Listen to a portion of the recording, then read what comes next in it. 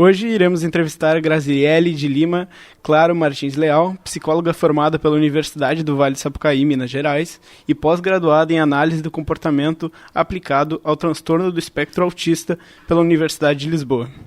Muito obrigado pela presença novamente. Na entrevista de hoje estou acompanhado de Diogo Duarte e Lorenzo Castro, e iremos abordar o tema do transtorno do espectro autista, entendendo desde o que ele se trata até a compreensão e processo da intervenção comportamental acompanhado por um profissional. Então, para esse começo, acho que a gente tem que sair de um ponto de partida, que é entender o que é o transtorno de espectro autista, o que ele é. Então, bom dia, prazer estar aqui com vocês. Então, o transtorno do espectro autista ele é um transtorno do neurodesenvolvimento que afeta todas as áreas ali do desenvolvimento, né? Então, ele é um transtorno genético. Então, a pessoa não se torna autista, ela nasce autista, mesmo que os sintomas comecem a aparecer ao longo da vida. Então, muitas pessoas vão descobrir com 6 anos, às vezes até mais, mas quando vai se fazer uma investigação, a gente vê que os sintomas eles já estavam presentes desde antes, até mesmo enquanto bebê. Então, hoje nós já temos vários estudos, artigos, pessoas que conseguem fazer essa identificação em bebês, porque nós sabemos que o tratamento ele tem que ser de forma precoce. Então, quanto mais cedo é descoberto, mais rápido, né, esse processo de diagnóstico e melhor o prognóstico também. Então, quanto antes de ser descoberto, melhor. E para ser feito esse diagnóstico, por quais profissionais o paciente passa até descobrir por quais testes é submetido e como é que se tem uma certeza de que a pessoa está enquadrada no espectro? Tá.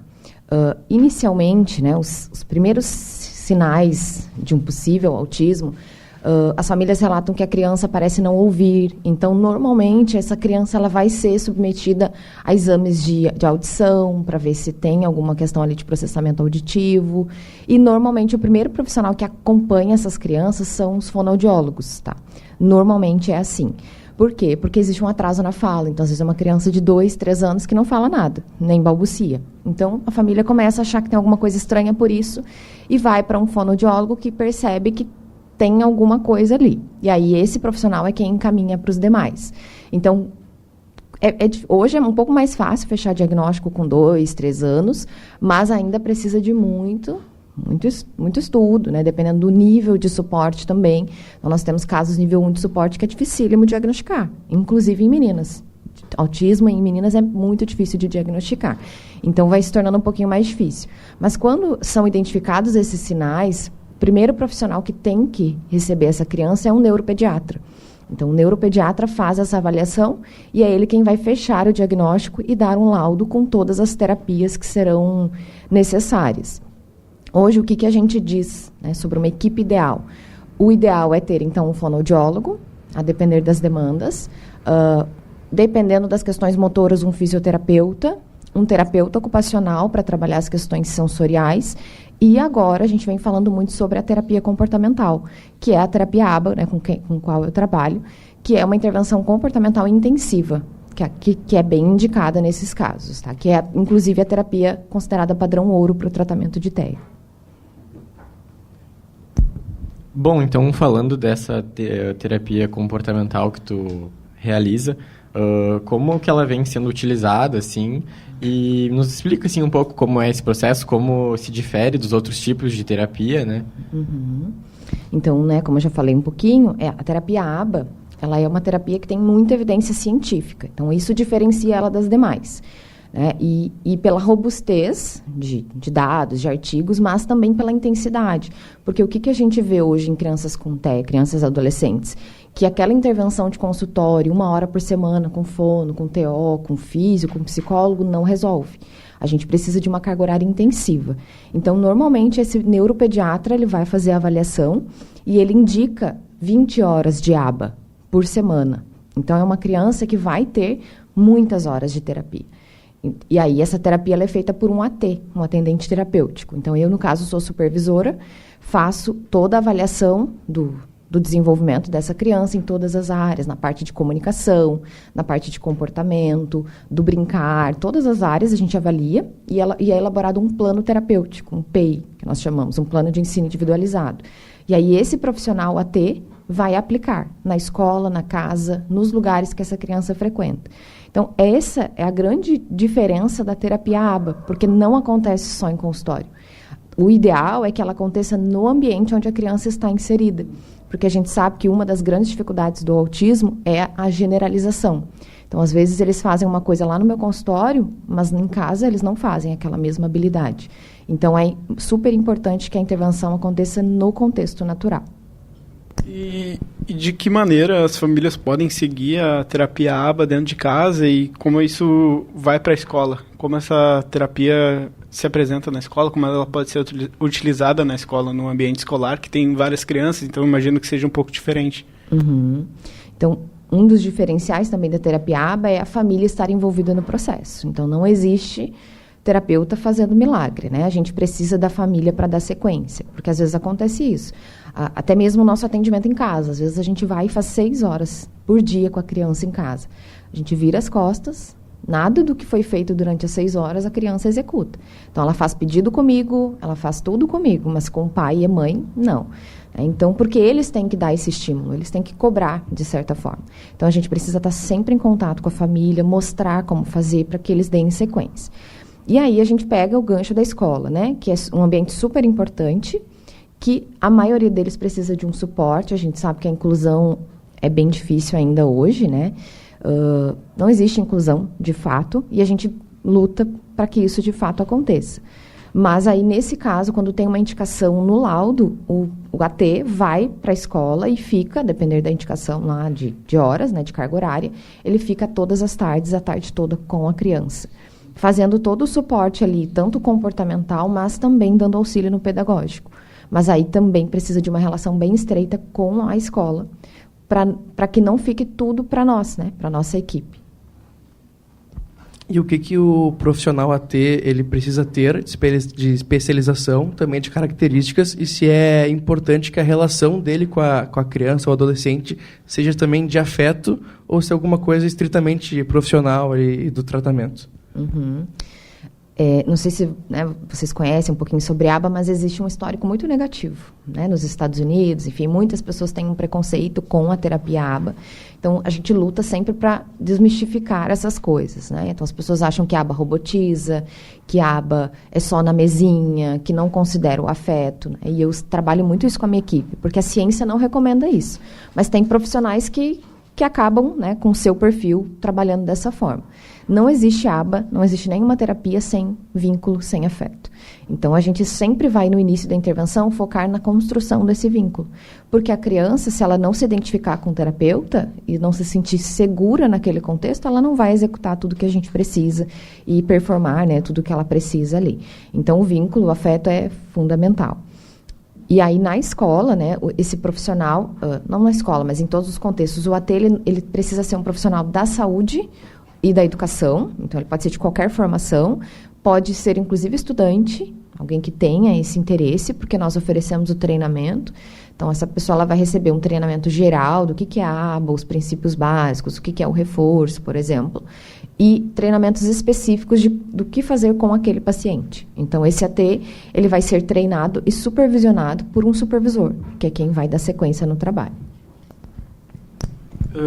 Eu vou usar de gancho um exemplo pessoal, mas é para fazer uma pergunta. Eu estudei 9 anos em escola particular e tive colegas com TEA, e estudei 3 anos em escola pública no ensino médio e tive colegas com TEA, e o que eu senti, assim, foi que na escola pública eles tinham mais, vamos dizer, mais atenção, tanto por parte dos professores quanto dos alunos.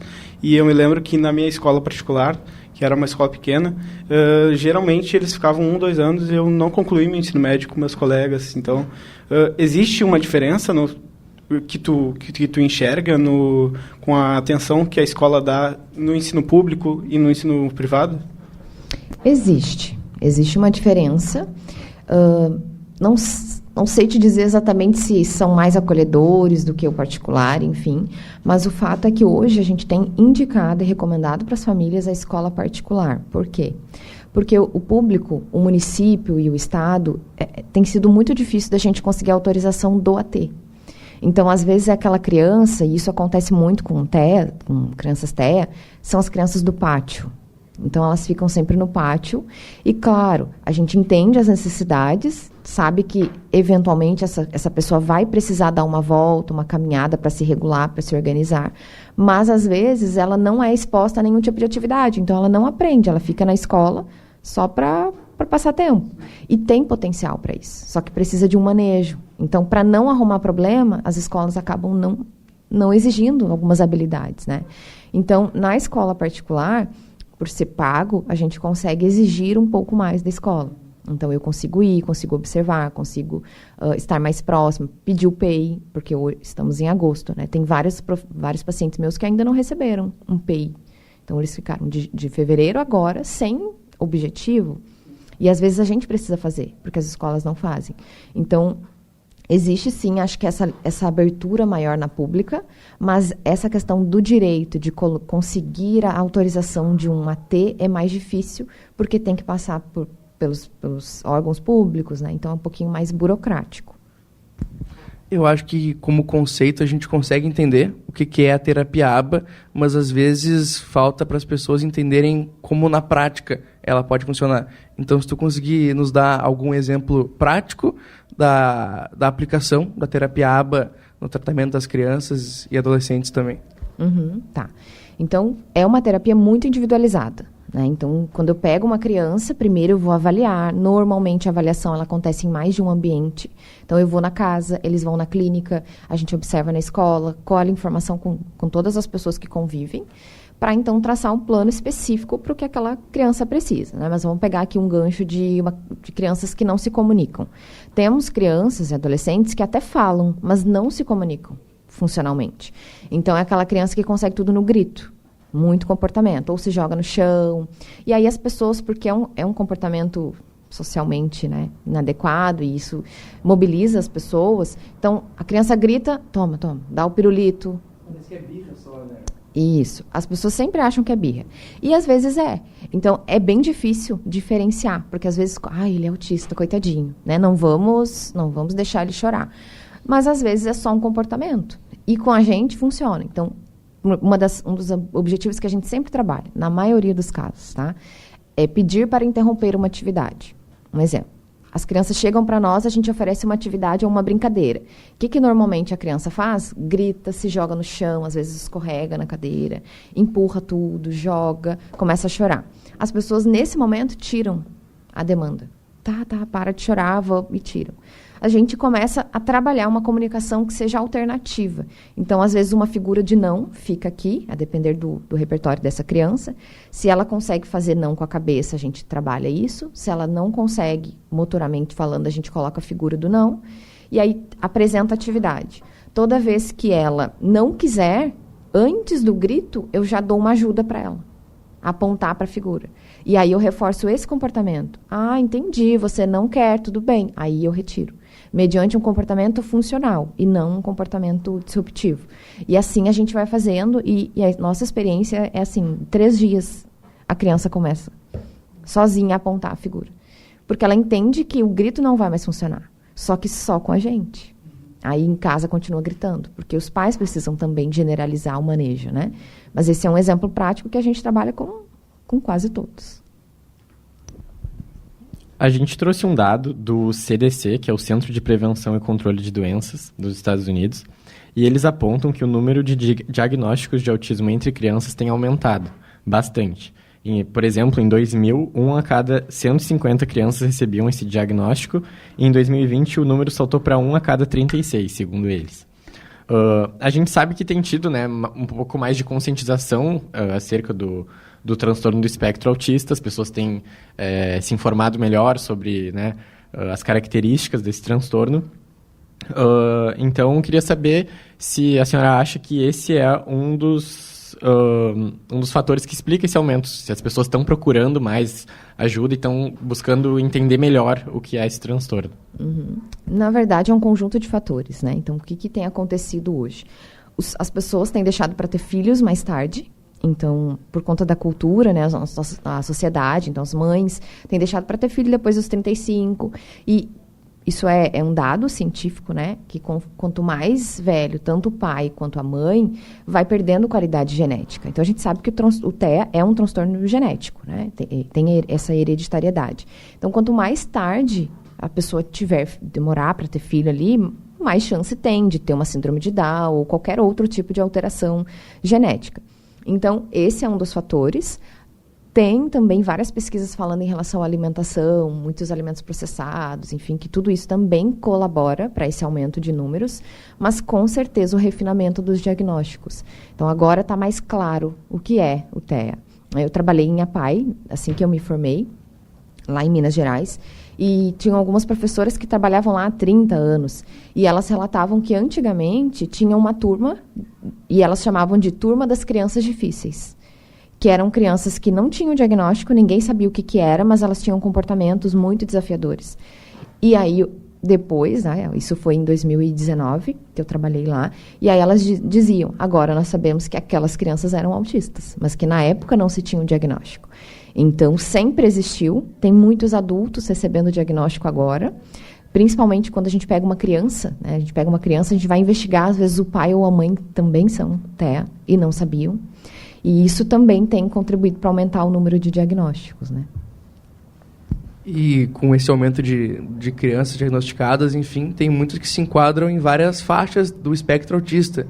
Ou pode ser mais moderado ou mais intenso os sintomas. E todas elas precisam ter um AT nas escolas, ou depende da escolha da família, ou depende também de onde ela se enquadra dentro do espectro? Uhum. Depende do nível de suporte. Então, nós temos nível 1 de suporte que precisa de ajuda, tá? Na escola. Mas nível 2, que é o moderado, e o nível 3, que seria o grave, aí normalmente eles precisam de um AT em tempo integral na escola para dar esse auxílio. Nível 1 vai depender muito, às vezes é uma intervenção mais focal, para algumas situações só, por exemplo, de habilidades sociais. E aí isso é uma coisa importante, né? Na minha experiência, acho nível 1 de suporte mais difícil de trabalhar do que o nível 3. Para mim, o nível 3 é simples de resolver, porque é difícil trabalhar os comportamentos, enfim, mas a gente sabe o que tem que fazer e rapidinho consegue ter um avanço. Agora, o nível 1 de suporte é muito desafiador porque a criança sabe falar, ela é super funcional, aparentemente. São aquelas crianças que as pessoas olham e falam, nossa, mas nem parece autista. Porque às vezes não tem estereotipia, às vezes a dificuldade é chegar para conversar com alguém. Não perceber o contexto social, não perceber que estão tirando com a cara dele. Então, tem várias situações assim. Eu tenho alguns pacientes adolescentes que não precisam de AT na escola, na teoria, mas embora precisariam desse suporte porque ele não percebe quando as pessoas estão sacaneando ele, super ingênuo. Teve até um paciente meu que teve uma festa sábado na escola, a mãe foi junto e ela percebeu que todo mundo excluiu ele, os colegas saíam correndo para deixar ele para trás, para ele não estar junto. E ontem eu atendi ele, eu perguntei, e ele disse que foi tudo bem, que ele estava com um colega tal e tal e tal. Então, ele não percebeu todo o contexto ali do social, né? Então, isso vai depender sempre, até mesmo a carga horária da terapia, vai depender do nível de suporte. Quanto mais suporte essa criança precisa, mais grave ela é, mais terapias e mais intensidade ela vai precisar. E existe uma diferença em aplicar o próprio ABA quando o diagnóstico é tardio, assim, depois dos 20 anos, ou é melhor quando, claro, eu imagino que seja melhor quanto antes for diagnosticado, mas qual é a dificuldade quando passa dos 20 anos, quando passa dos 30, existe uma dificuldade maior? Dependendo do nível de suporte, então vamos pensar, né, 20 anos, talvez seja um nível 1 de suporte que passou a vida inteira sem ninguém perceber que tinha alguma questão ali, né. A intervenção com ele vai ser baseada em ABA, mas não vai ser essa intervenção que nós estamos falando aqui, vai ser uma intervenção diferente, como se fosse uma psicoterapia baseada em ABA, tá? Que é o que eu faço com alguns dos meus pacientes, esses adolescentes. Então, eles não precisam de um treino como esse, que eu falei para vocês da figura, né? Nada tão estruturado. Mas eles vão precisar de uma psicoterapia, de fazer com que eles consigam enxergar Nós trabalhamos muito com antecedente, comportamento, consequência. Nenhum comportamento acontece do nada. Sempre tem uma explicação no ambiente externo ou interno. Lembrou de alguma coisa, pensou em alguma coisa. E a consequência do comportamento é o que vai dizer se o comportamento se mantém ou não. Vamos pensar, um grito, né? A criança grita e ganha o que ela quer. A consequência foi super positiva. Então, o comportamento tende a aumentar. Ela vai gritar várias vezes porque funcionou o comportamento. Isso a gente faz com as crianças menores, com os adolescentes. Com os adultos, o nosso trabalho vai ser mais de fazer com que eles consigam enxergar essas contingências. O meu comportamento foi esse porque eu estava em tal situação e o que eu posso fazer na consequência. Ou de fazer a leitura do contexto social. Então, e não só com adulto, até adolescentes. A intervenção muda a depender da demanda do indivíduo. Eu acho que a gente fala muito da escola aqui porque é justamente onde a criança vai passar a maior parte do dia, às vezes, né, na escola. Então, como é que a escola tem que se preparar para receber essas crianças dentro do TEA, além dos profissionais, como é que o ambiente escolar tem que se preparar para receber e acolher essas crianças e incluir elas também no dia a dia das atividades da escola? Sim, esse eu acho que é o nosso grande desafio, né? As escolas se prepararem para receber. Muitas escolas se dizem inclusivas, mas de fato, quando a gente vai olhar, não existe, né, a inclusão. E entender as questões de cada um. Eu sei que é difícil, é desafiador para eles, né? Mas eles precisam se atualizar, precisam se preparar. Então, quando nós recebemos um paciente, o nosso trabalho tem que ser muito em conjunto com a escola. Então, se tem um AT lá, ótimo. Mas a gente também precisa trabalhar com as escolas que não é porque o AT está que eles ficam isentos, porque às vezes acontece isso, eles delegam tudo para o AT e aí não fazem mais nada. A professora não se aproxima, não aplica atividade, não faz planejamento, a gente acaba fazendo. Mas esse não é o ideal, a criança precisa entender que a referência é a professora, é a escola e o AT está ali para dar suporte, né?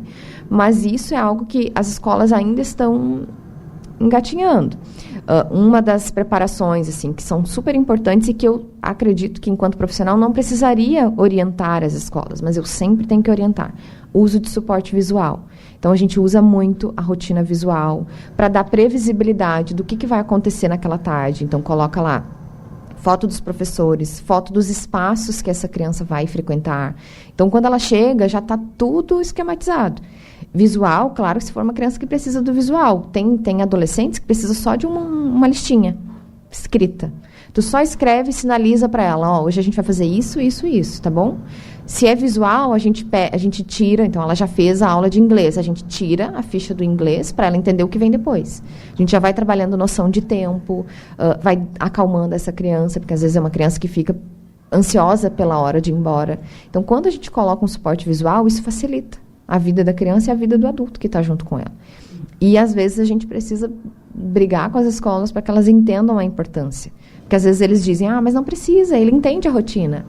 Sim, ele entende, mas aí, quando acontece um imprevisto, tinha algo programado e aí não vai acontecer. A criança se desorganiza. Aí ligam para a mãe buscar, sendo que poderia ter sido evitado, né? Então, acho que esse é uma das coisas que as escolas poderiam se preparar melhor para receber. E não só o ambiente escolar, mas como fazer com que as outras crianças também... porque a gente sabe que às vezes criança é um pouco difícil de compreender as diferenças do outro, do amigo. Como é que pode ser feito esse trabalho com as crianças que não estão no espectro, mas que elas possam acolher e também conviver normalmente, né, com essas crianças autistas? Experiência própria, tá? As crianças são super acolhedoras. Eles acolhem, eles cuidam, eles têm essa percepção de que, esse coleguinha aqui é diferente. Então, eles acabam ajudando muito. Muitas vezes a gente utiliza, né, não num termo pejorativo, mas a gente usa as outras crianças como coterapeutas. A gente pede para que os colegas deem dicas, instruções, chamem para ir para uma fila, para que a criança não fique dependente só da dica do adulto, que ela consiga seguir também os colegas, né? Então, as crianças são super receptivas. Às vezes, o grande problema são os adultos.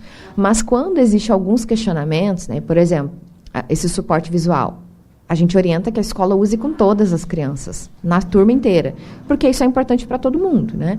Mas, quando a professora não se adapta a isso e acaba usando só para aquele indivíduo ali, gera um ciúme, às vezes, nas outras crianças. Porque ele tem, eu não. O que é isso? Uma curiosidade. Aí a gente orienta que a escola faça uma roda de conversa, que explique, tem alguns livrinhos que explicam de forma bem lúdica o que é o TEA, as diferenças, e muitas vezes a gente se coloca à disposição também. Eu já fiz isso, de ir na escola, na turma do meu paciente, e poder explicar para que eles entendam por que ele não fala, por que ele às vezes se joga no chão, para ficar claro para as crianças. E quando há essa conscientização, eles ficam super tranquilos, mas às vezes precisa falar sobre. Então, acho que o caminho é por aí. A senhora tinha relatado antes que tem uma dificuldade nas escolas públicas de conseguir ter esse acompanhante, enfim, e de conseguir implementar essa terapia. Em quais pontos você acredita que a legislação brasileira precisa evoluir para garantir que essas crianças sejam mais incluídas de forma realmente genuína e integral? Na verdade, né, eu acho que tem mais a ver com o fato de colocar em prática o que já está na lei. Porque existe uma lei, a Lei Berenice Piana, de 2012, que era uma mãe atípica, que brigou por isso, e aí existe essa lei que rege até os laudos. Eu tenho neuropediatras que colocam essa lei no laudo, né? E no laudo diz que segundo essa lei, né, todas as crianças com TEA têm direito a um acompanhante especializado. Então, na lei já está previsto. Mas nós temos escolas super fechadas que não aceitam porque não entendem o papel do terapeuta, né, do AT. Porque elas acham que a gente está lá para observar, para investigar, para apontar os erros. Elas não entendem que nós estamos lá para ajudar a criança e, consequentemente, ajudar a escola. Porque se eu ensino o manejo com aquele indivíduo ali e elas veem que dá certo, elas podem aplicar com outras crianças que não sejam nossos pacientes. Mas, muitas vezes, essa questão desse medo de que a gente pontue os erros e mostre e fale para as pessoas o que está acontecendo de errado, gera essa resistência.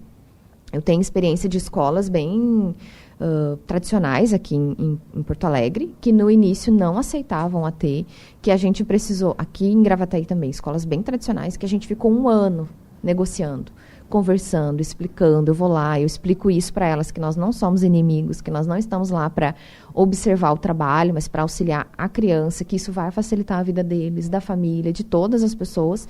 E aí, depois de um tempo, negociando contrato, tudo descrito em contrato, que eles não têm vínculo empregatício com o AT, porque esse também é um dos medos, né, do AT alegar que trabalha para a escola.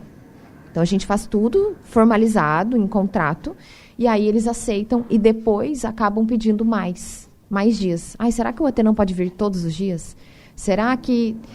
E nós temos essa experiência, porque eles entendem que, entendi, o trabalho não é apontar os nossos erros, é para ajudar. E nós temos experiências, assim, de escolas muito tradicionais que, inclusive, agora nos indicam. Porque tem equipes e equipes, né, de aba. Então, tem equipes que realmente são muito rígidas, mas, no nosso caso, tem sido bem positivo, né? Eu tenho uma pergunta agora que recentemente eu fiz um trabalho também, entrevistei um psicólogo, que era falando sobre saúde mental e esporte. E eu queria saber se existe uma ajuda no suporte, às vezes, que a criança pode encontrar no esporte, ou uma atividade, por exemplo, de música extracurricular, quero dizer, fora da escola, fora de casa. Isso também dá um bom suporte? Voltando um pouco no assunto, mas... Sim. Lá na minha clínica nós temos judô. Nós temos uma professora de judô que ela é mãe atípica e o trabalho assim tem sido fantástico. Então a gente pega às vezes crianças nível 3 de suporte que tem bastante comportamento desafiador, às vezes muita busca sensorial, de bater nas coisas, e aí começam a fazer o judô e tem sido fantástico. Eles têm feito troca de faixa, eles conseguem entrar e seguir as orientações e ter uma disciplina em relação ao esporte. Claro que precisa ter um manejo adequado, então essa professora ela recebe o treinamento de aba também, ela é orientada em relação ao manejo, às vezes a gente entra junto. Inclusive lá na clínica, no local onde é feito o judô, a gente fez o suporte visual. Então tem todas as fotos dos golpes, para dar um modelo visual do que a criança tem que fazer. E tem sido uma experiência assim, muito bacana. As famílias têm, inclusive, se motivado muito, porque eram famílias que às vezes pensavam que a criança nunca ia conseguir fazer nada. E agora existem alguns pacientes que estão para competir, que ela está levando, porque ela é atleta da Sojipa, então ela tem levado alguns para fazer competições com crianças típicas. E tem sido muito legal, assim, ver a importância do esporte na vida deles, né, em todos os sentidos, na questão motora, porque muitos têm dificuldades motoras, não tem muita força na mão, então no judô eles precisam desenvolver isso. E agora a gente tem alguns planos aí de colocar algumas crianças em campeonatos maiores, assim, porque eles têm demonstrado que eles têm potencial, né?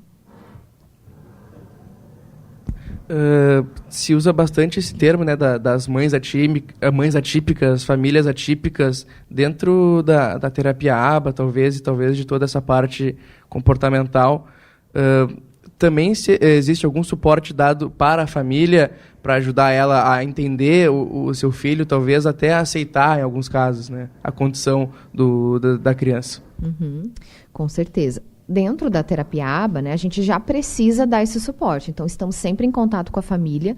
No processo natural da intervenção, a gente tem uma supervisão semanal, que é online, pode ser online ou presencial, mas normalmente online, porque a gente tem pacientes de vários lugares do Rio Grande do Sul. Então, a gente faz essa reunião online e os pais podem participar. Então, semanalmente, a gente se encontra para poder falar sobre os avanços da intervenção, o que está dando certo, o que não está, manejo de comportamento. Então, a família participa ativamente desse processo. Fora isso, no laudo, quando vem a indicação clínica, normalmente eles indicam orientação parental uma vez por semana, que pode ser com a gente, mas também pode ser com outro profissional, psicólogo, para dar suporte nessa parte. Mas na nossa intervenção, mesmo quando os pais fazem com outro profissional, a gente precisa chamar, mostrar, falar, orientar sobre o que fazer. Então, eu agradeço a tua presença aqui, agradeço meus colegas. A gente conseguiu bastante conteúdo, eu gostei bastante. E agradeço, muito obrigado pela entrevista. E é isso. Obrigado. Muito obrigada pelo convite.